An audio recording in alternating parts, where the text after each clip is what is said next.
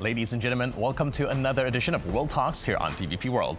I'm your host, Benjamin Lee, and please join me and my guests in this next interview. Israel's recent airstrikes against Iran have marked a major escalation in tensions across the Middle East. Now, with unprecedented precision and reach, Israel has managed to hit key military and strategic sites, weakening Iran's capability to respond. The risk of open war between the two countries is now higher than ever. Joining us today on TVP World to break it all down is Denys Kolesnyk, a political consultant and analyst, a specialist in security and defense issues with a focus on the Middle East. Hello, sir, and welcome to TVP World. Hello. So, as it currently stands, can you help us analyze how would you personally assess Israel and Iran's effectiveness when it comes to striking each other? It is obvious that the Israeli strikes have overpowered and suppressed the Iranian air defense capabilities. And according to different reports that are actually quite difficult to independently verify, that around 50% of the Iranian defense capabilities were either damaged or destroyed by the Israelis, by the strikes, by the airstrikes, and by the land component, Mossad operatives. And it is very important to note this, that the Iranian air defense capabilities were not really effective. So we've seen that the systems like the Russian-made, the Soviet-made S-300s, as well as locally made Bavar 373 were destroyed or damaged. At the same time, Israelis have deployed over 200 aircraft to carry out those strikes, so it is a massive strike. At the same time, we've seen that the Iran's response was also impressive, but at the same time, the Israeli three-layered air defense capabilities were quite effective, even though certain ballistic missiles have managed to suppress the Israeli air defense capabilities and hit targets in Tel Aviv and in other localities.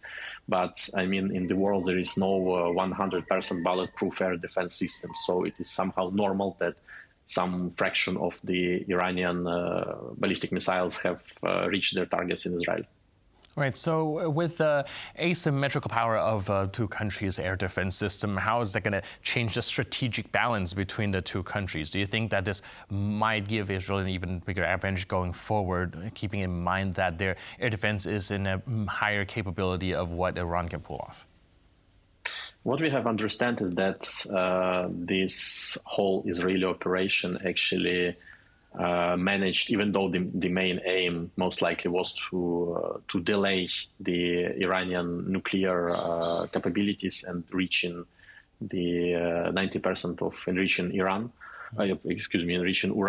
by the Iranian scientists. But there are also three other quite important aims that were reached: is the assassination of military leadership, the suppression of and damage and destruction of air defense capabilities, as well as the attacks against the Iranian ballistic missiles. And we know that maybe 20 to 30 persons, according to different reports as well, of the Iranian missile capabilities were also damaged or destroyed. And even though Iran has a few thousands, according to different reports as well, a few thousands of ballistic missiles, at the same time the launchers are limited. And we know that the Israelis were also targeting the launchers. And as we understand that even though you may have many and a big amount of the missiles, the ballistic missiles, at the same time, if you have few launchers, you cannot just use them. So it is obvious that the air defense capabilities are not equal, and Iran is losing against Israel in terms of the air defense capabilities. At the same time, we've seen that the Israeli aviation acted without any problems, but it also it's not only about the lack of effectiveness of the Iranian defense capabilities, but also about the ground operation carried out by the Mossad with those drones, as we've seen, for example, used by the Ukrainians against the Russians. They deployed drones to destroy targets on spot, and so we can say that different factors like the intelligence, and also you shared by the US intelligence and locally provided human intelligence helped to produce this effect that Iranian air defense capabilities were quite limited. So I guess it's fair to say that Iran is struggling to prevent or even respond to a lot of these operations carried out by Israel. But well, over the past few days, we've also seen Iran making some relatively inflammatory statements targeted towards the United States. Do you think they hold any sort of cards or what kind of operation they can actually carry out with their capability, with already struggling with Israel and now trying to target anything within U.S.? You know, every conflict is followed by the information, or if you want, the information warfare component.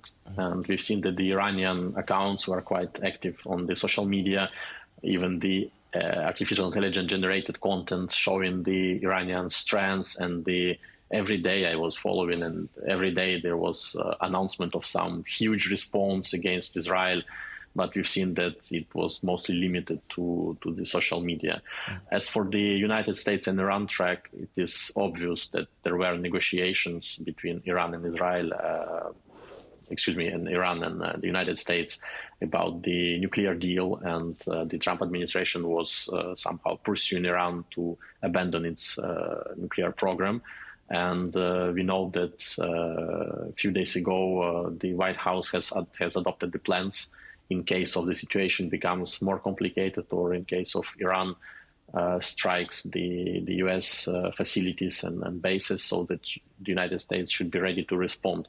But I don't think that that's what Donald Trump wants to do, because simply creating a bigger conflict out of this one, it will not be helpful anyhow for the current situation, because we have proliferation of conflicts already in the world. And moreover, Iranian, let's say, strike capabilities are quite limited, as it was already said multiple times by different experts, and even just right now. So I guess even if some damage can be done by the Iranians, they can continue to damage Israel, and they can target potentially some of the, for example, US bases. But for me, it's quite difficult to understand the logic for Iran to strike the US bases and to drag the United States into this conflict. Right. And speaking of complicating things, do you think that at some point there will be outside powers involved, be it Russia, China, in terms of this kind of escalating tensions? We know that in January of this year, there was a strategic partnership signed between Iran and Russia. But unlike the strategic partnership that was signed between Russia and North Korea, the strategic partnership between Russia and Iran doesn't have any mutual defense clause, which means the Russians are not obliged to help Iran by military means or to get involved into this conflict. Moreover, all Russian, let's say, efforts are going to their conflict against Ukraine, to their war against Ukraine. So, and we've seen, I guess, Vladimir Putin, he was saying that, I cannot quote you exactly, but it was obvious that there was no discussions about any Russian involvement in this war. So I guess for Iran is more or less left alone, at least with regard to the, let's say, kinetic operations.